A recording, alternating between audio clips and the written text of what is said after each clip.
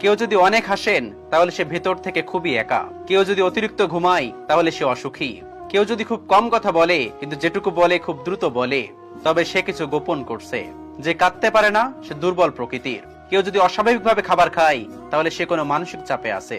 কেউ যদি একটুতেই কেঁদে ফেলে তাহলে সে খুব নিরীহ এবং কোমল হৃদয়ের। কেউ যদি খুব ছোটখাটো বিষয়ে রেগে যায় তাহলে তার ভালোবাসা দরকার। কথা বলার জন্য যতটুকু যোগ্যতা লাগে, নীরবতা অবলম্বন করার জন্য এর চেয়ে অনেক বেশি যোগ্যতা লাগে। কাঁটা থেকে বাঁচার জন্য যেমন পায়ে জুতা পরা উচিত, সারা পৃথিবীতে কার্পেট বিছানোর দরকার হয় না। তাই তুমিও যদি শান্ত থাকতে চাও তাহলে নিজেকে বদলানো উচিত, অপরকে নয়।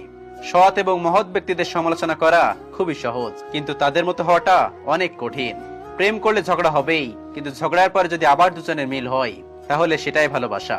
যে ছেড়ে যাওয়ার সিদ্ধান্তে অটল, তার কাছে নিঃস্বার্থ ভালোবাসাটাও অভিনয় মনে হয়। যারা বেশি মিষ্টি মিষ্টি কথা বলে পেছন থেকে তারাই ছুরিটা আগে মারে। প্রতিদিন অন্তত 1% হলেও নিজেকে উন্নতি